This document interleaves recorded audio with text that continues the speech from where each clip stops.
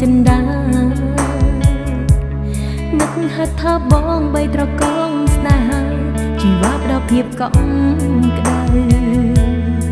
តើបងដឹងទេរូបកាយមេក្នុងចិនដាអូ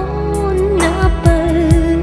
ទំហំស្នេហ៍យើងមិនសាបសូន្យទេពើស្ថិតនៅជាអមតៈស្នេហ៍ទោះជាគ្មានបងចិត្តអូនមិនព្រួប្រែដូចនេះវា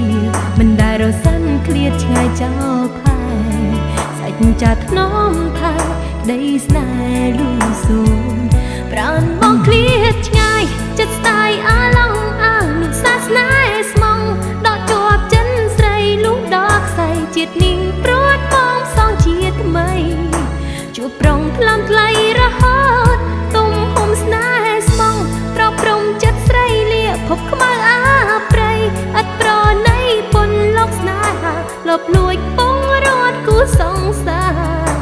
មានក្ដីមេត្តាកាំងរណាប្រហាស្នេហ៍ខ្ញុំស្មង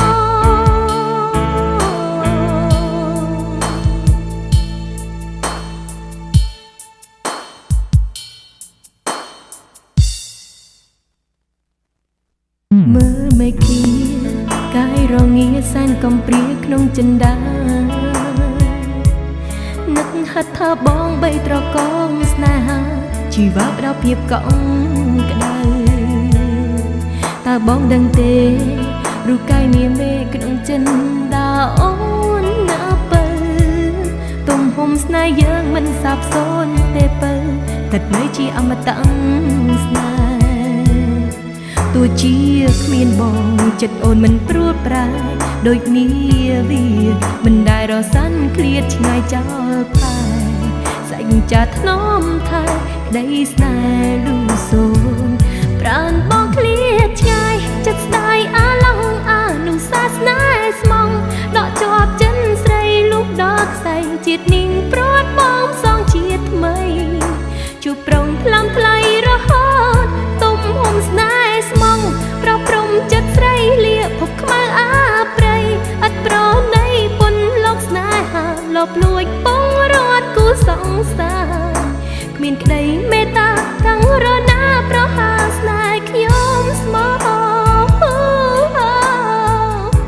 ទូមេឃារលំឬភ្នំរលាយចាក់សូនប្រតិពីស្នេហ៍អូនលុះសូនជីវីមិនសាហាប្រាណបងឃ្លាតឆ្ងាយចិត្តស្ដាយអាឡងអានុសាសនាស្មងដកជាប់ចិនស្រីលុះដល់ខ្សែជាតិនេះព្រួតបងសងជាតិថ្មីជួបប្រងថ្លំថ្លៃរហូតទំហំស្នេហ៍ស្មងប្រព្រំចិត្តស្រីលាភពខ្មៅអាប្រៃអត់ប្រណីពុនលោកស្នេហាលបលួចពងរត់គូសងសាមានក្ដី